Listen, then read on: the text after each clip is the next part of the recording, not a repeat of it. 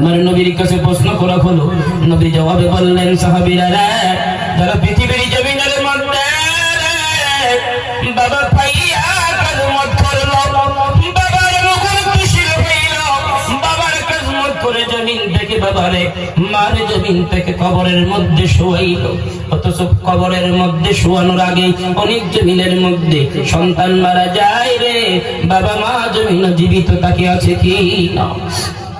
আমার নবী বলেন, বাবা মা জীবিত, সন্তান কিসমত করে করে জমিন হারা হয়ে গেল, চিরজীবনের জন্য বিদায় নিল। সাহাবীরা ওই ব্যক্তির জন্য আমি নবী বর্ণনা করলাম জান্নাত। সাহাবীরা ওই ব্যক্তি নিশ্চয় আমার আল্লাহর জান্নাত পাবে, কোনো সন্দেহ নেই। জোরে জোরে বলুন সুবহানাল্লাহ।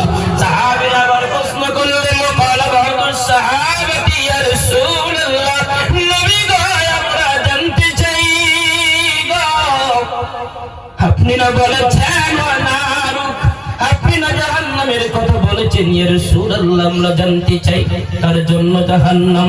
আমার নবী আবার বলেন, সাহাবীরা রে, ও আদরের সাহাবীরা, যারা জমিনের মধ্যে মা পাইলো, বাবা পাইলো, কিসমত করলো না, বাবার অনুগত করলো না, জমিনের মধ্যে বাবার বৃদ্ধাশ্রমে পাঠায়, এমন যুবক বলুন বিহা পাড়ার মধ্যে আছে কি না?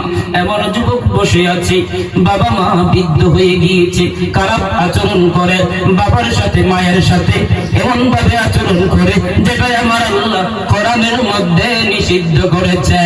আসুন কোরআনের মধ্যে যে সূরাতুল বনী ইসরাঈল 15 নম্বর পারা, আমার আল্লাহ জানেন, ওয়াকাদা রাব্বুকা আল্লা তা'বুদু ইল্লা ইয়াহু ওয়া বিল ওয়ালিদাইনি ইহসানা।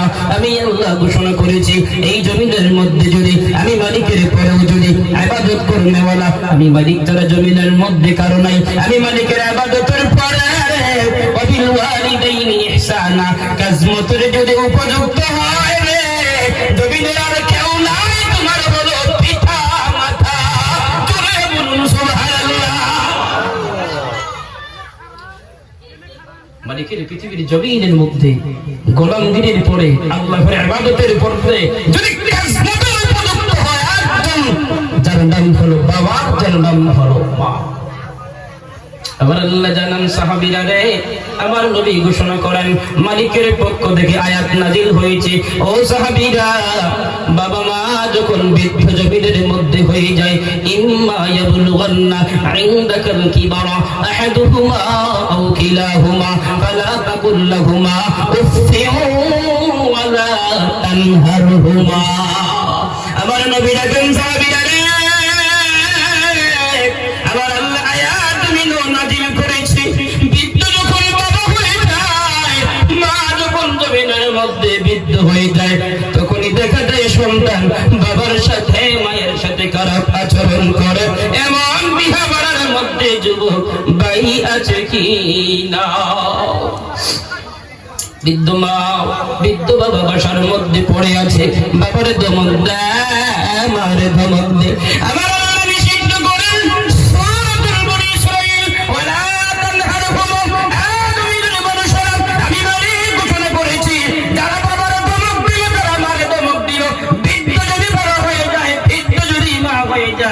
আমি আল্লাহ ঘোষণা করেছি, জমিনের মধ্যে বৃদ্ধ মায়ের সাথে বৃদ্ধ বাবার সাথে যদি কেউ খারাপ আচরণ করে, বাবা যদি অন্যায় করে, মা যদি অন্যায় করে, যদি তার মধ্যে, আমার আল্লাহ জানান, ওয়ালা তানহারহুমা, আমি মালিক নিষিদ্ধ করেছি, ধমক যদি দেয় বাবারে, ধমক যদি দেয় মারে, বলুন কোরআনের ভিতরের কাজ হইল না বাহিরের কাজ হলো? কোরআনের বাহিরে না, বলুন আবার স্মরণ করি,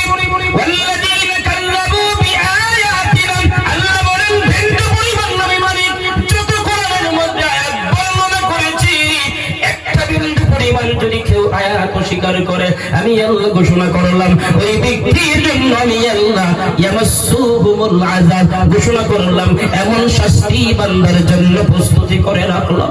বলুন বাবার ধমক দিলে, মার ধমক দিলে, বলুন আমার আল্লাহ শাস্তি জোগাড় করতে দেরি করবে নি।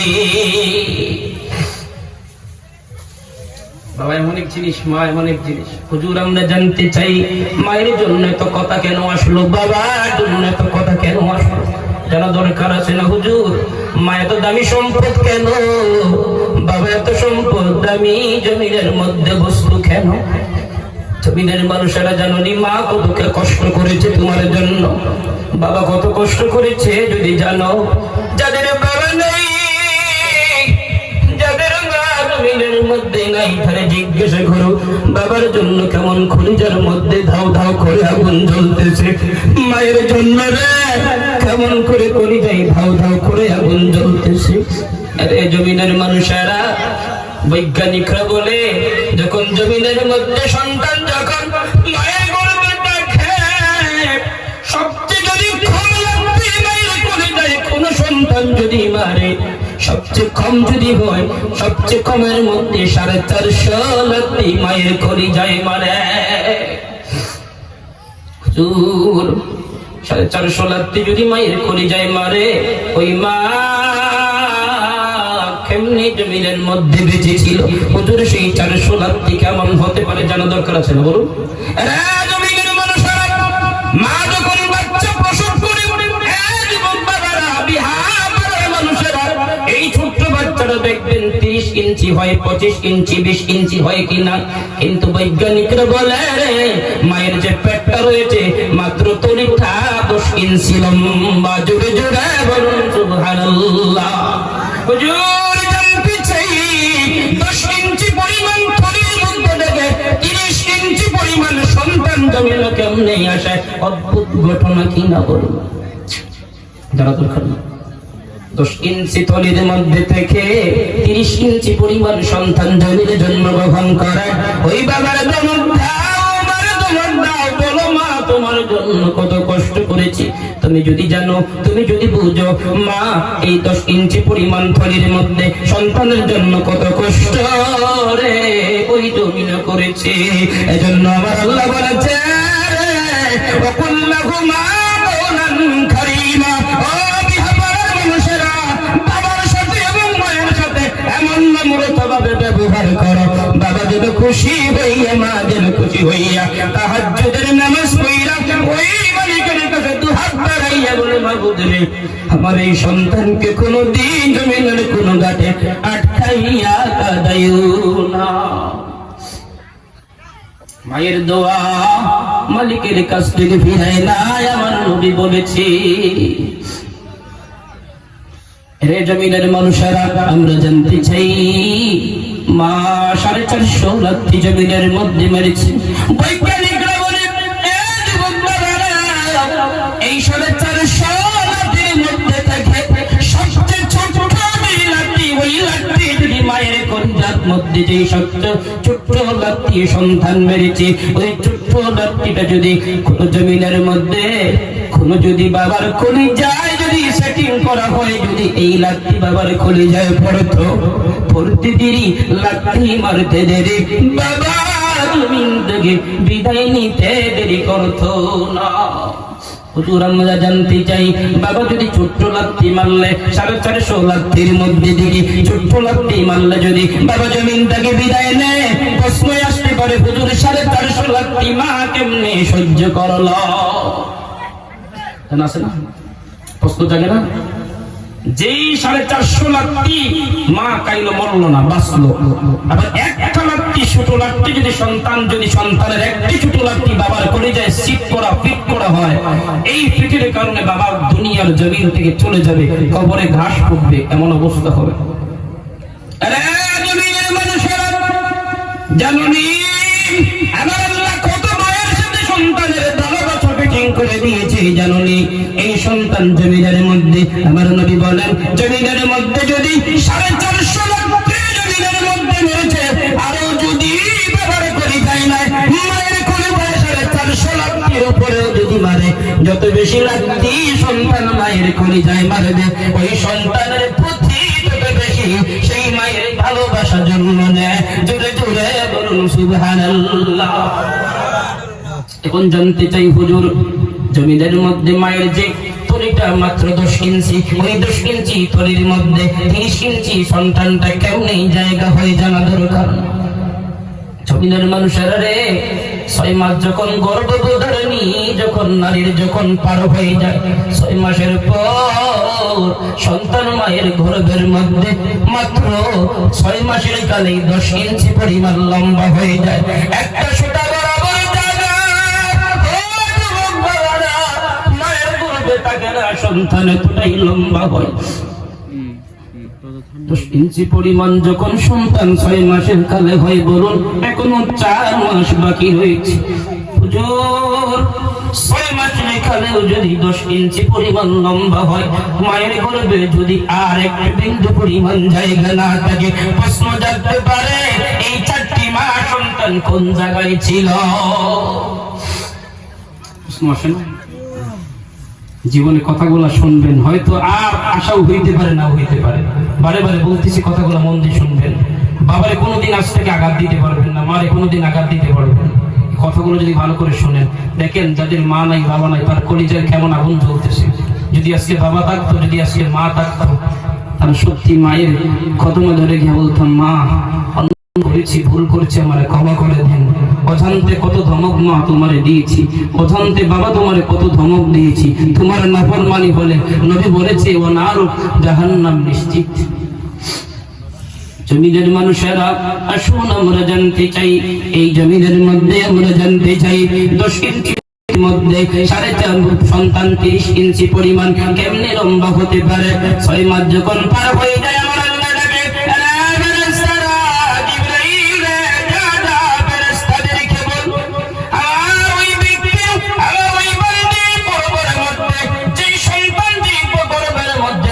ওই সন্তানের পা দুটি সেট করে দে।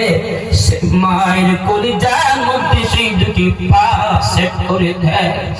6 মাসের কালে রে সন্তানের দুটি পা মায়ের কলিজায় সেট করে দেওয়া হয়। হুজুর কেন দেওয়া হলো?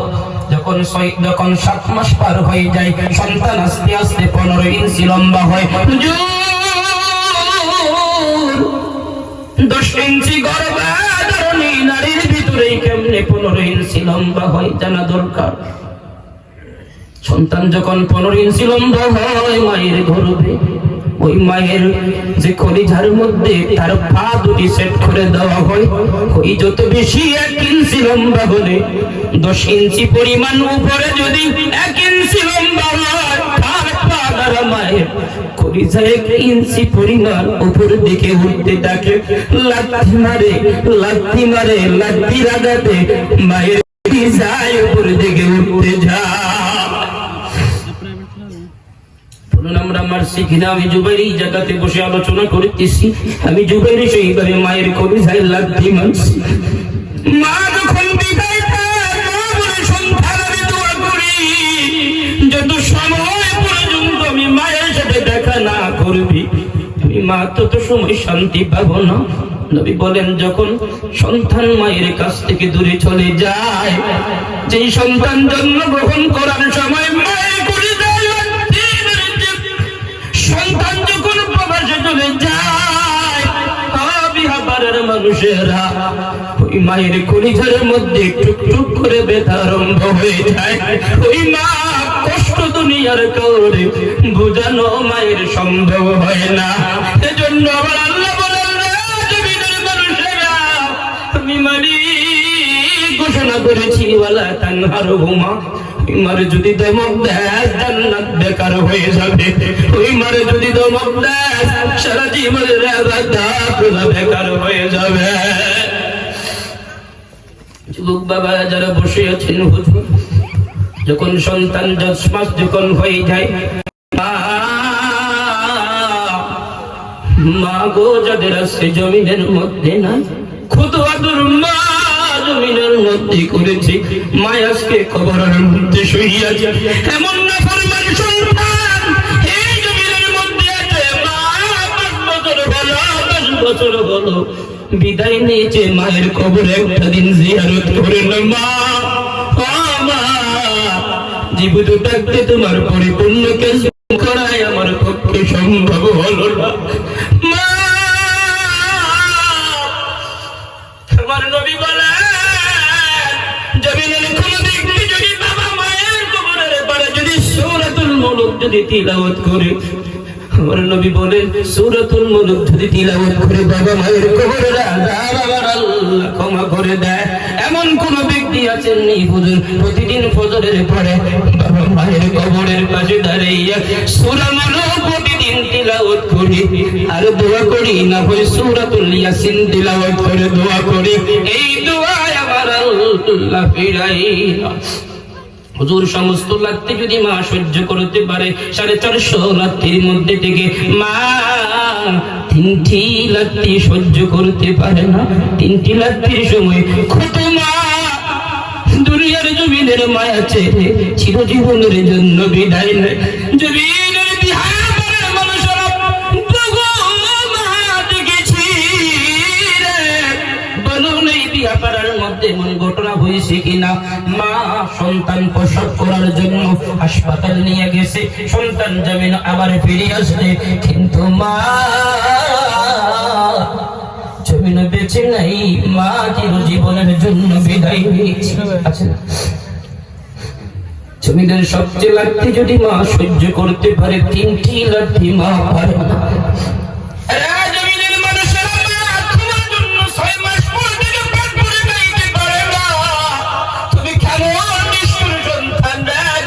মানুষেরা মারে ধমক দেয়, মায়ের সাথে অন্যায় করে। 6 মাসের পর থেকে মায়ের কলিজা সন্তানের দ্বারাতে উপর দিকে মায়ের কলিজা উঠতে থাকে। সিনা বরাবর যখন চলে যায়, মা খাইতে পারে না, এক মুঠো খাবার খাইলে পেট ভরে যায়। ওই সময় দেখবেন শাশুড়িরা প্রশ্ন করে, শ্বশুরেরা প্রশ্ন করে, এখন তুমি খাইতে পারো না কেন? মা ডেকে ডেকে বলে, দেখবেন আমার খিদা নাই, খিদা নিবারণ হয়ে গিয়েছে। ঘটনা হলো সন্তানের পা দাঁড়াতে মায়ের কলিজাটা উপর দিকে উঠতে থাকে, যখন সিনা বরাবর চলে আসে, অলঙ্কারে পর্যন্ত যখন চলে আসে, ওই মা যেই জায়গায় একটুকু, যেই জায়গার মধ্যে মা 1/2 কিলো ভাত খাওয়ার কথা, 250 গ্রাম খাওয়ার কথা, ওই জায়গার মধ্যে আদরের মা 100 গ্রাম খাবার খাওয়া সম্ভব হয় না। তুমি কেমন নিষ্ঠুর! তোমার জন্য 100 গ্রাম খাবার পেট ভরে খাইতে পারে না। আজকে বড় হইছো, কামাই করো, হাতটাও বড় হয়েছে, মারে তোমার বাসার থেকে চলে যা।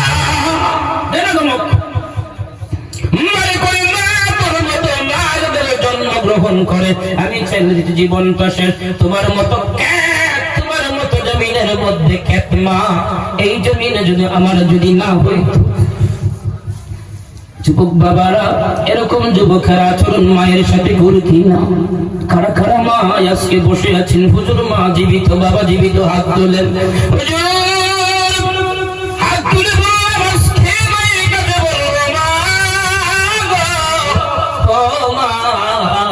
হাত তুলে যাদের বাবা আছে, মা জীবিত আছে, হুজুর আজকে মায়ের খোদমদুরে বলবো, মা অন্যায় করেছি, অজান্তে কত দমন দিয়েছি, মারে আমার মাফ করে দিস, তুই যদি বেজার হস মালিকের জান্নাত দেখা।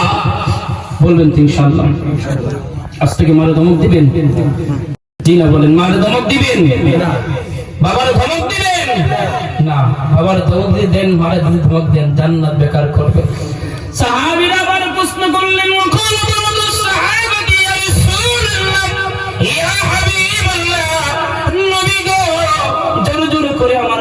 চোখের পানি জমিন পড়তেছে, চেহারা লাল হয়ে যায়। আমরা নবী সাহাবীরা প্রশ্ন করেন, ইয়া রাসূলুল্লাহ, ইয়া হাবিবাল্লাহ, নবী গো আমরা আপনারে আঘাত দিয়েছি, আপনারে কষ্ট দিয়েছি। নবী বলেন, আরে সাহাবীরা, একটি কথা নবী 3 বার বললেন। একজন এক ব্যক্তির নাম যেন দোলায় মলিন হয়। নবী একবার বলেছে, 2 বার বলেছে, 3 বার বলেছে। সাহাবীরা আর সহ্য হয়ে গেলেন, ইয়া রাসূলুল্লাহ, ইয়া হাবিবাল্লাহ, যেই ব্যক্তির নাক দোলায় মলিন হয়, বলুন এই ব্যক্তি জমিন ভালো সেন্সে থাকতে পারেনি। নবী যখন বলে, জোরে জোরে করে চোখের পানি ফেলে। সাহাবীরা প্রশ্ন করেন, ক্বালু ওয়া মান হুম ইয়া রাসূলুল্লাহ, নবী গো আমরা জানতে চাই, কে এই জমিনের মধ্যে হতভাগা? ইয়া রাসূলুল্লাহ, আমাদের মধ্যে কি এরকম ব্যক্তি আছে যার নাক হাতে তোলার মধ্যে মলিন হয়ে যায়। নবী বলেন সাহাবীরা রে, যে জমিন জান্নাত পাইল, জান্নাতের খেজমত করে জান্নাতের মেহমান হতে পারলো না, ওই ব্যক্তির যেন নাক দোলাই মলিন হয়। সাহাবীরা প্রশ্ন করলেন, ইয়া রাসূলুল্লাহ, ইয়া হাবিবাল্লাহ, নবী গো, তারা জমিনের মধ্যে আল্লাহ নবী ডেকে রেখে বলেন, সাহাবীরা এই জমিনের মধ্যে মা হলো জান্নাত, বাবা হলো জান্নাত, বাবা মা পাইলো জমিনের মধ্যে জান্নাত পাইলো, ওই জান্নাত পেয়ে অনুগতশীল হয়ে বাবা মায়ের খেদমত করে জান্নাতের মেহমান হতে পারলো না। আমি নবী ঘোষণা করলাম রে সাহাবীরা, ওই ব্যক্তির নাক যেন ধুলাই মলিন হয়। বলুন, আমরা জমিনের মধ্যে বাবা মায়ের নাফরমান সন্তান হয়েও যদি মারা যাই, খবর আমাকে ছাড়বে না, মৃত্যু আমাকে ছাড়বে না। আসামের কাঠগড়ার মধ্যে আমরা কিয়ামতের দিন আমরা দাঁড়াবো। রে জমিনের মানুষেরা, আমরা জানতে চাই, মা 3টি লাথি সহ্য করতে পারে না। কোন 3টি লাথি মায়ের জন্য সবচেয়ে বেশি কষ্ট হয়? মা যখন হাসপাতালে নেওয়া হয়, বিহাপাড়ার মানুষেরা 10 মাস যখন পার হয়ে যায়, ডক্টর যখন বলে মারে হাসপাতালে নিয়ে আসো, ওই সময় সন্তান, শেষ সময় যখন সন্তানের হাতটা একটু বড় হয়ে যায়, ওই সময় মায়ের কলিজায় এমন একটি লাথি সন্তান মারে। ওই সময় দেখবেন মা জমিনের মধ্যে একটা চিৎকার করে বলে, রে মহিলারা, আশেপাশের মহিলারা, আমি সহ্য করতে পারি না, আমি মনে হয় মারা যাব, জমিনের মধ্যে মনে হয় আমার হায়াত নাই। কখন বলে মায়ের কলিজায় যখন সবচেয়ে জোরে লাথি সন্তান জমিন আসার সময় মারে। প্রথম লাথি যখন মারে, মা চিৎকার করে সবাইকে বলে, চিরজীবনের জন্য বিদায় নে, আশেপাশে সকলের কাছ থেকে বিদায় নে, কারো কাছ থেকে যদি বিদায় না নে, স্বামীর কাছে গিয়া, মা স্বামীর কাছে গিয়া, তোমার মা তোমার বাবার কাছে গিয়া বলবো, প্রাণের স্বামী রে, এতটা দিন তোমার সাথে আমি সংসার করেছি, আমি যদি মারা যাই, আমি যদি জীবনের মায়া ছেড়ে ভুলে যাই, কথা দাও আমার সন্তানদের কোনোদিন কষ্ট দিবে না, কথা দাও আমি যদি মারা যাই, আমার সন্তানের জন্য পোষণ পরিবার কষ্ট দিল না হয়। মা ওফার হয়ে তখন স্বামীর কাছে বলে, স্বামী রে, আমার হাতের দ্বারা, পায়ের দ্বারা, কথার দ্বারা, চরিত্র দ্বারা যদি স্বামী রে কোনদিন কষ্ট পাও, ও প্রাণের স্বামী আমার ক্ষমা কইরা দিও। ওই কথা দুনিয়ার কেউ জানে না। মা হাসপাতালে যাওয়ার আগে স্বামীর কাছ থেকে এইটুকু বিদায় নেই। কিন্তু জমিদার কারো বাবার কাছে বলে, আচ্ছা বলেন, আমার যদি সন্তান, যদি আমি বিয়ে দিই, আমার যদি সন্তানকে আমি বিয়ে দিই, এই অনেক আছেন না সন্তান বিয়ে দিচ্ছেন, সন্তানদেরকে, কন্যাদেরকে বিয়ে দিচ্ছেন, আছেন না? যখন হাসপাতালে যাওয়ার সময় কোনো বাবারে ফোন দিয়ে কয়, কোনো মারে ফোন দিয়ে কয়, তুমি হাসপাতালে যাইতেছি, আমি হয়তো ফিরে নাও আসতে পারি, বলে না, কারণ কি? না বলার কারণ কি? জমিনের মানুষেরা যখন হাসপাতালে মা চলে যায়, বাবা যখন স্বামীর কাছ থেকে বিদায় নেয়, মায়ের কাছে বলে না, বাবার কাছে বলে না, স্বামীর কাছ থেকে বিদায় নেই, কেন নেই জানো নি? বাবার কাছে বলে না, মায়ের কাছে বলে না। যখনই বাবা সন্তান বিয়ে দে, যত শক্তিশালী বাবা হোক, জমিনের মধ্যে যত ক্ষমতাবান বাবা হোক, যত টাকা ভালো হোক, মেয়ের যেই দিন বিয়ে হয়, বাবা করে পিছে পিছু দৌড়া দৌড়ি করে, চোখের পানি গুলা ছোট রাসূল বাবা বুঝতে থাকে, আর আকাশের দিকে দেখাইয়া বাবা বলে, রে মালিক, 18টা বছরের সন্তানকে আমি লালন পালন করব, আজকে আমার সন্তানকে আমি অন্যের বাসায় দিতেছি, সন্তান কিছু বলার আগে আমি বাবা পূরণ করেছি, না জানি কত জুলুম অত্যাচার পাইবে স্বামীর বাসায় গিয়ে, আমি বাবা হইয়া আমি সন্তানকে লালন পালন করে কেমনে আমি বাবার সামনে বিদায় দিতে পারি? বাবাই লজ্জা কারো দিন বিয়ের দিন সন্তানের সামনে মুখ দেখায় না। আশেপাশের মানুষেরা টানা চেষ্টা করে বাবার সামনে আনে, বাবা মার দিকে তাকাই না, সন্তানের দিকে তাকাই না। বাবা মাথায় হাত বুলাইয়া করে মা আমারে বর্তমান বিছনায় আমি বাবা দোয়া করি, তুমি বাবারে বর্তমান বিছনায় 18 বছর লালন পালন করেছি, আজকে বাবা ধরে আমি নিষ্ঠুর ভাবে ঘর থেকে বের করে দিলাম। ও বিহাপাড়ার মানুষেরা, কোন এমন দৃশ্য বিহাপাড়ার মধ্যে হয় কি না? কিন্তু বাবার কাছে বলে না। ওই যখন মা ডেলিভারি অবস্থায় মারে জিগাইয়েন, মা কেন বাবার কাছে বলো না? মা একটি জবাব দিবে, আমার বাবার কাছ থেকে বিদায় এই জন্য চিরজীবনের জন্য নেই না, কারণ একটাই, আমার বাবা আমার যখন বিয়ে দেয় বাবার চেহারা দেখায় নাই। বাবা করে বেড়া লাগিয়ে গিয়ে চোখের পানি আমাদের মুছছে। আজকে যদি আমি বাবার কাছে বন্দি বলি, বাবা বাবা গো চিরজীবনের জন্য সন্তানকে বিদায় দেয়, বলো এরকম কোন সন্তান যদি বলে দ্বিতীয়বার মেয়ে বিয়ে দিতে কোন বাবা চাইবনি। এই জন্য মেয়েরা ডেলিভারি অবস্থায় বাবার কাছে বলে না, মায়ের কাছে বলে না, কারণ মা 10 মাস 10 দিন গর্ভধারণ করেছে, এতটুকুই কষ্ট শেষ না। যখন সন্তান জন্মগ্রহণ করেছে,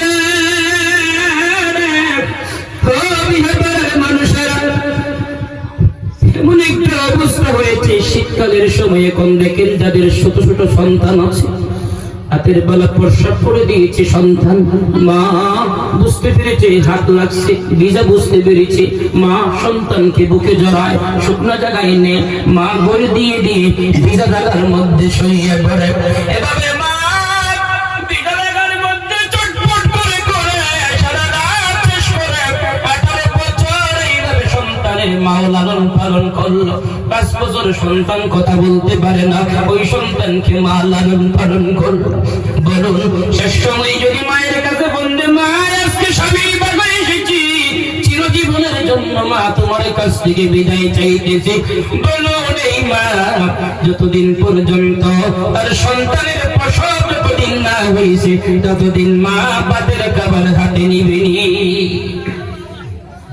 মা এমন একটি বড় হুজুর, আমরা জানতে চাই, 1 নম্বর যখন লাথি মারে মা চিৎকার করে উঠে। দেখবেন মা যখন হাসপাতালে যাওয়ার সময় জমিন লাফ দেয়, কখনো মাথা দিয়ে ওয়ালের মধ্যে দেওয়ালের মধ্যে মারে, কখনো মাটির মধ্যে মারে, কখনো কাঠের মধ্যে মারে। জমিনের সবাইকে যদি মা বুঝাইতে পারে তো আমি মায়ের কত কষ্ট হইতেছে, ওই সন্তানকে প্রসব করতে মানুষেরা মা তার কষ্ট, এই ঋণগুলা কেমনে সহ্য করবেন? দমক দিয়ে বৃদ্ধ হয়েছে, হাত পা বড় হয়েছে, ভালো ভালো ইনকাম করতেছো, দমক দিতেছ, তুমি জানো নি মালিক তোমার উপরে কতটুকু নারাজ হইতেছে। 2 নম্বর লাথি, সন্তান যখন মায়ের কলিজায় মারে, মায়ের যেই কলিজা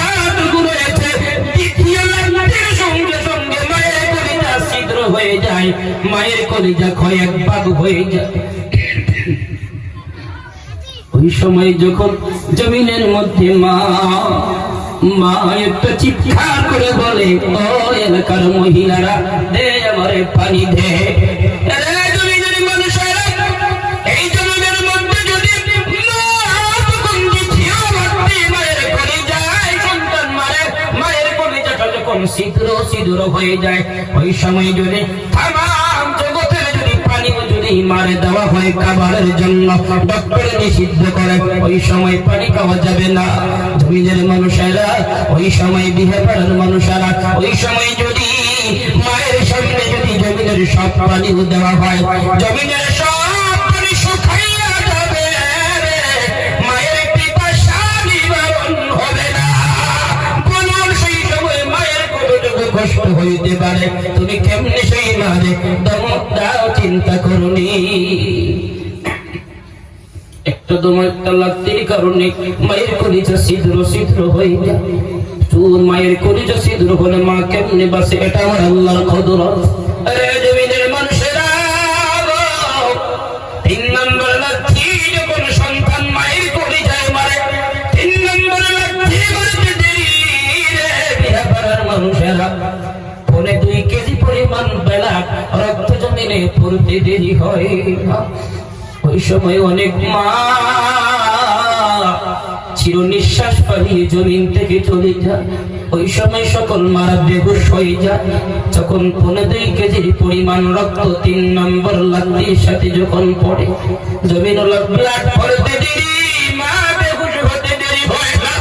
কত মা ওই সময় জ্ঞান হারায়, ওই সময় জ্ঞান হারানোর পরে কত মা আর জমিনের কিছুই দেখতে আবারও পায় না। জমিদের মানুষেরা অনেক মা দেখবেন ওই সময় যখন জ্ঞান হারায়, সবাই ডক্টর বলে দোয়া করো মালিকের কাছে, যদি মালিক ইচ্ছা করে মা ফিরিয়ে দিবে।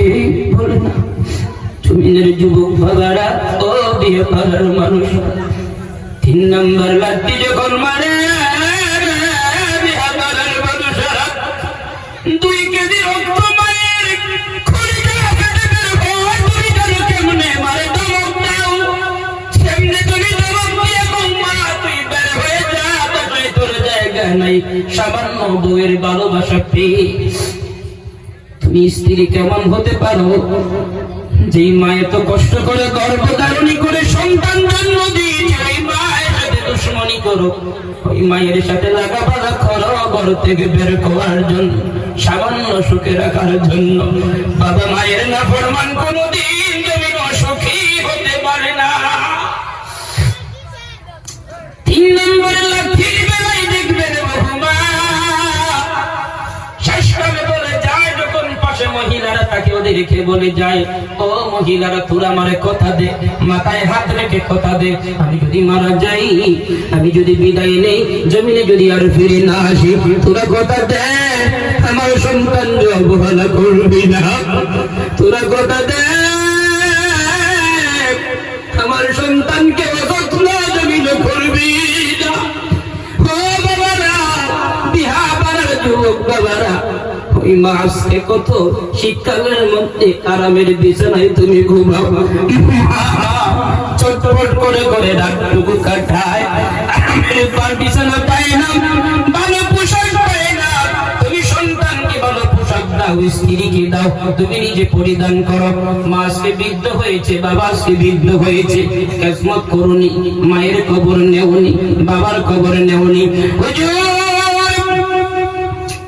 আজকে আমার বাবা জমিনও নেই, মা জমিনও নেই, মায়ের জন্য বাবার জন্য আজকে ওই ময়দানের মধ্যে আমি চাইবো না মসজিদের জন্য কিছু টাকা দান করব, আমি মালিকের কাছে খুশি করার জন্য, মাকে জান্নাত দেওয়ার জন্য, মায়ের কাছে মতো উপলক্ষে। বলুন খুশি সন্তান কেমন সন্তান আজকে মাহফিলে বসে আছো মারে খুশি করার জন্য। মায়ের কবরে মা আজকে জমিন নাই, এই কবরটুকু মাহফিলের কবরটুকু মায়ের কবরে পৌঁছানোর জন্য সর্বপ্রথম আমি আজকের এই মাহফিলের মধ্যে একটি অঙ্কর টাকা দান করব। হুজুর 5,000, হুজুর 10,000 দান করব। আমি দেখি হুজুর 2,000, হুজুর 1,000 দিব। কোন যুবক সর্বপ্রথম দেখতে চাই শুধু মসজিদের জন্য? আছেন কোন যুবক? মা আজকে জমিন নাই,